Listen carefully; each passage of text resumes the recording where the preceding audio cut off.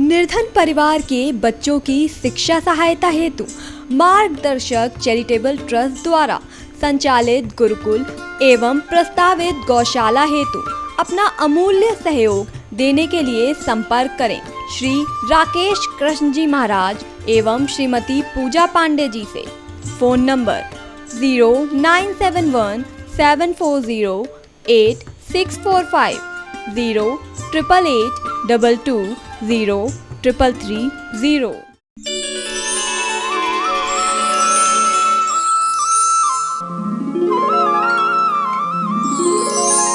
जय जय राधा रमण हरि बोल, जय जय राधा रमण।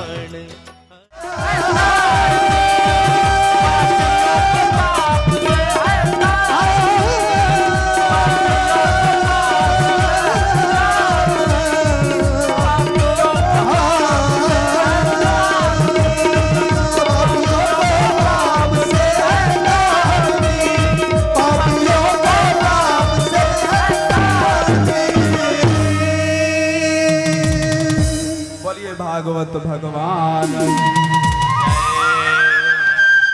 देखिए इधर से तो आवाज बड़ी तेज आ रही है, इधर से नहीं।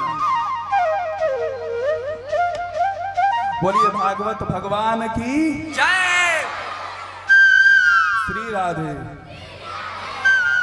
राधे राधे राधे राधे राधे राधे राधे राधे। भैया हम सबको राह ही तो चाहिए। आज वेदो व्यास जी उसी राह के ढूंढने तो निकले हैं।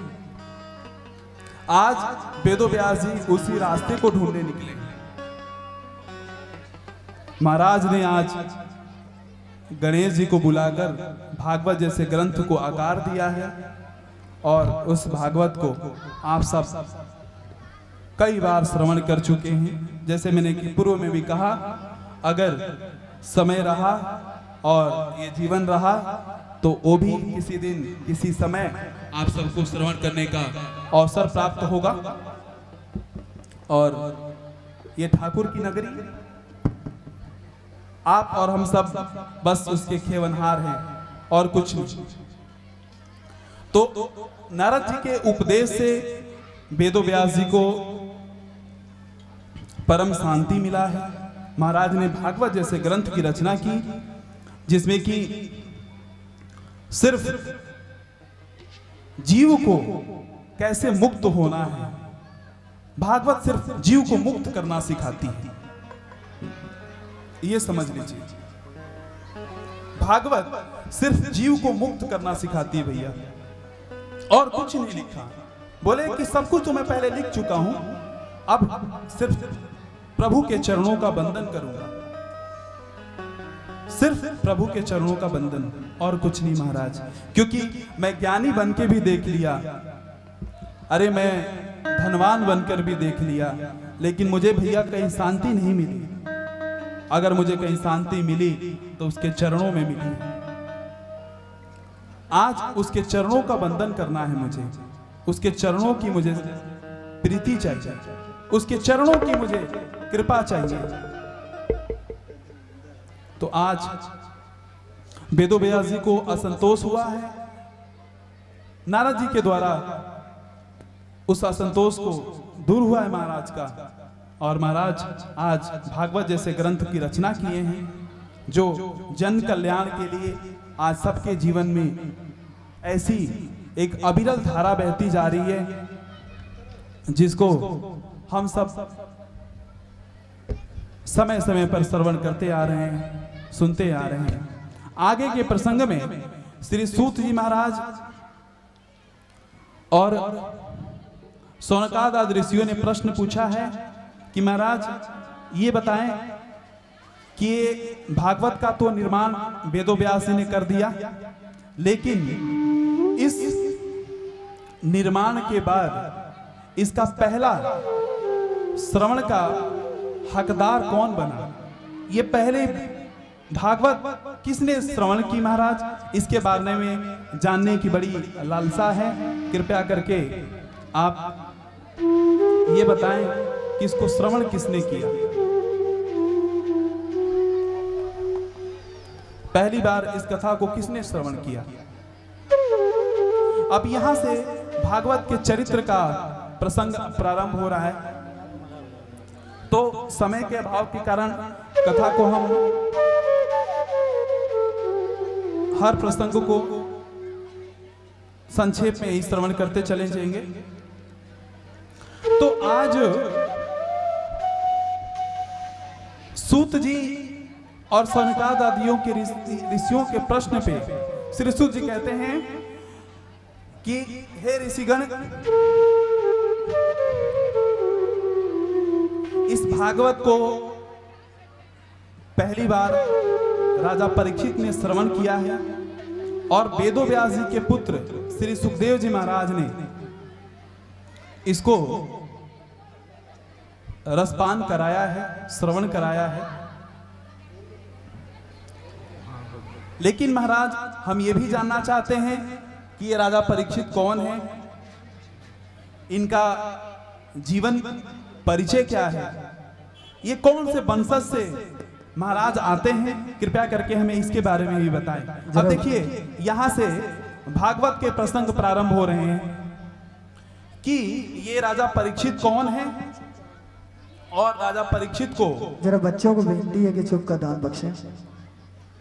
राजा परीक्षित की कथा को कहने से पूर्व श्री सूत जी ने कौरव और पांडव के वंश के बारे में इस कथा में प्रारंभ किया कि कौरव और पांडव महाराज पूर्व काल में, द्वापर में, जब कृष्ण भगवान का अवतार हुआ था, जैसे आप कथा कई बार श्रवण कर चुके हैं, लेकिन फिर भी संक्षेप में कथा को करते हुए हम आगे बढ़ेंगे कि ये राजा परीक्षित कौन है महाराज, और इनके बारे में जानने की बड़ी अभिलाषा है। कृपया करके हमें ये बताएं कि ये राजा परीक्षित कौन है। अब यहां से श्री सौनकाद आदि ऋषियों ने संदेह पैदा किया है, ऐसे भागवत में लिखा है कि ये राजा परीक्षित से पहले क्या भागवत नहीं था? क्या ये राजा परीक्षित के बाद ही भागवत आई है? ये बहुत से लोगों का संदेह है महाराज, क्योंकि जैसे आपने सुना कि राजा परीक्षित ने पहली बार इस कथा का श्रवण किया था, लेकिन इस कथा, क्या ये भागवत उससे पहले नहीं था? ये पूर्व में भागवत नहीं था? महाराज कृपया करके हमें बताएं, क्योंकि हमें इस पे संदेह हो रहा है। पहली बार श्री सौनकाद आदि ऋषियों ने भागवत पर संदेह किया है, क्योंकि वेदोव्यास जी ने इस ग्रंथ को भागवत का आकार दिया। तो क्या इससे पहले भागवत नहीं था महाराज? क्या ये वेदोव्यास जी से चली हुई धारा है जो हम श्रवण करते आ रहे हैं? सूत जी कहते नहीं नहीं नहीं, ऐसा नहीं। अरे वेदोव्यास जी ने तो सिर्फ इसको एक ग्रंथ का आकार दिया है ऋषिगण। ये इससे पहले भी भागवत थी, और ये भागवत की कैसे जन्म हुआ महाराज, ये भागवत को हम कथा थोड़ा सा विस्तृत जानना चाहते हैं। आप सब भी इसको श्रवण कीजिए कि आखिर ये भागवत कैसे उत्पन्न हुई, क्योंकि आप सब अभी तक यही समझ रहे थे कि ये तो महर्षि वेदोव्यास की लिखी हुई एक ग्रंथ है जिसको उन्होंने कलमबद्ध किया। तो क्या ये भागवत उससे पहले नहीं था? क्योंकि आप ही कह रहे हैं कि सनातन धर्म है, तो सनातन का मतलब होता है जिसका कोई अंत नहीं है, सदियों से चली हुई एक अविरल धारा है। तो क्या हम ये जानना चाहते हैं कि क्या उससे पहले ये भागवत नहीं था? अब यहां भागवत के उद्गम का प्रसंग आया है। भागवत का उद्गम का प्रसंग क्या है? कहते हैं श्री सूत जी महाराज कि ऋषिगण, सबसे पहले इस भागवत को ब्रह्मा ने अपने पुत्र नारद को चतुश्लोकी भागवत दिया था। 4 श्लोकों को उन्होंने एक मंत्र दिया था। किसको? नारद जी को। लेकिन नारद जी ने उस चतुश्लोकी भागवत को भगवान के सिर्फ सुमिरन के लिए रखा, वो जन जन तक नहीं पहुंचा। तो जन जन के पहुंचाने के लिए चतुश्लोकी भागवत को 4 श्लोक को आज वेदो व्यास जी ने 18,000 श्लोक में बदल दिए हैं। तो ये भागवत को कोई संदेह ना करे, इसलिए वेदो व्यास जी ने भागवत के प्रारंभ में ही भागवत के उद्गम की बात कही है कि ये भागवत ब्रह्मा से निकली हुई एक अविरल धारा है, जिसको ब्रह्मा ने अपने अंग से उत्पन्न किए हुए मनु शत्रुपा के द्वारा इस चतुश्लोकी भागवत को हम जन जन तक पहुंचाया। और नारद जी ने इस चतुश्लोकी भागवत को किसको सुनाया है? प्रेम से बोलिए श्री राधा। यही चतुश्लोकी भागवत महाराज नारद जी ने आज वेदो व्यास को सुनाए हैं कि देखो भैया, जब मैं असंतोष था तो मेरे पिता ने एक 4 मंत्र दिए थे और उन्होंने कहा था कि देखो ये मंत्र जो है ये भगवान के परम कल्याण करने के लिए, उनके चरणों को वंदन करने के लिए बनाया है। हे नारद, इसका नाम चतुश्लोकी भागवत है। तो आज नारद ने उसी चतुश्लोकी भागवत को रखा है वेदो व्यास जी के सामने, और वेदो व्यास जी ने उस चतुश्लोकी भागवत को एक ग्रंथ का आकार दे दिया, श्रीमद् भागवत का। तो अब क्या हुआ? ये कथा एक मुखी ना होकर गुरुमुखी हो गई, क्योंकि अगर एक मुखी कथा होती तो हम जीव इस पे संदेह करते, लेकिन ये कथा एक मुखी ना होकर क्या हो गई? गुरुमुखी कथा हो गई। कैसे?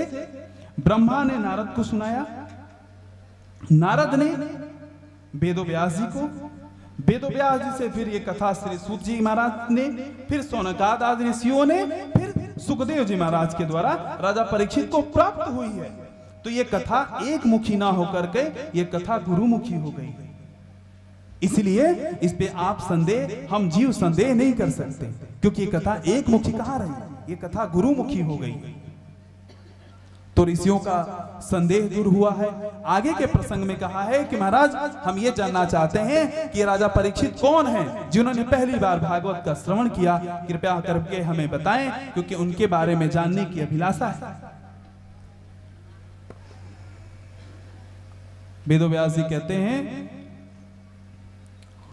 कि इस भागवत को जब वो लिखने बैठे थे, जब श्रीमद् भागवत को वेदो व्यास जी प्रवचन कर रहे थे और श्री गणेश जी उसको कलमबद्ध कर रहे थे, तो ऐसा भागवत के 19वें स्कंद में आया है कि इतने आंसू बहा है वेदो व्यास जी के, इतने आंसू बहे हैं कि वहां से एक अविरल धारा पैदा हुई है, जिसको सरस्वती नदी के नाम से हम सब जानते थे।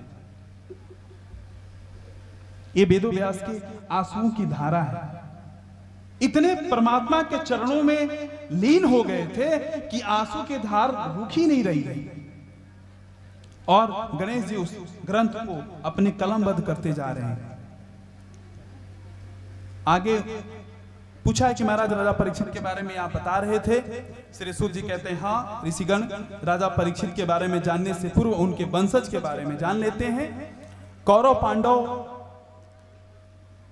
धृतराष्ट्र और पांडव 2 भाई, उनके ये पुत्र हैं कौरव और पांडव, उन्हीं के ये वंशज है राजा परीक्षित।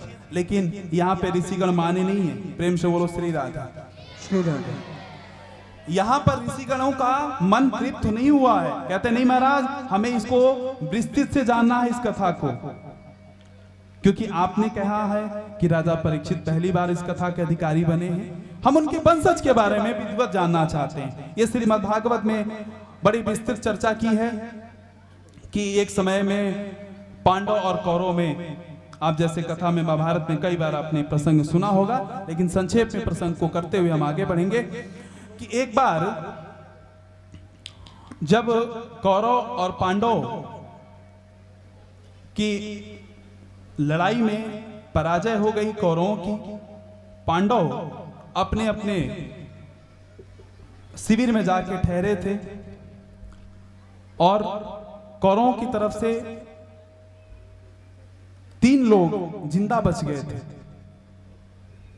कौन कौन? भैया आप सब महाभारत सुनने वाले लोग हैं, तो आप सब इससे पूर्व भी आपने ये प्रसंग सुना होगा, लेकिन फिर भी प्रसंग को हम थोड़ा थोड़ा आगे बढ़ाएंगे। तो कौरवों की तरफ से 3 लोग जिंदा बचे, जिसमें एक कृतवर्मा साहब, उसके बाद दुर्योधन और उसके बाद प्रेम से बोलो श्री राधा। जब कौरवों की तरफ से सिर्फ 3 व्यक्ति जीवित बचे, तो इधर पांडवों में सब अपने अपने शिविर में जाके आराम कर रहे हैं, और अश्वत्थामा भी उसमें एक जीवित बचे थे, क्योंकि उनको इच्छा मृत्यु का वरदान प्राप्त था। आप सबको पता है कथा। अश्वत्थामा दुर्योधन के पास पहुंचा और बोला कि हे मित्र, अब तो हमारी पराजय हो गई, ये बताओ कि इस पराजय का कुछ तो बदला लो, क्योंकि हमारे तो सभी मर गए, उनका तो एक का भी बाल बांका नहीं हुआ। देखो भैया, एक बात ध्यान रखना, दुष्ट व्यक्ति जिंदा रहते भी जितना परेशान करता है, जाते जाते भी उतना ही परेशानी करता है। प्रेम से बोलो श्री राधे। श्री राधे। दुर्योधन दुष्ट है, दुष्ट उसकी प्रवृत्ति है, दुष्ट उसका विचार है। वो कहता है कि अश्वत्थामा, तू तो बड़ा सही बात कह रहा है भाई। अरे मेरे कुल खत्म हो गया, सर्वनाश कर दिया इन पांडवों ने, लेकिन इनका तो बाल बांका भी नहीं हुआ। कुछ ऐसा कर मित्र कि कम से कम मैं मरते मरते भी अपने इस कलेजे को ठंडक दे सकूं।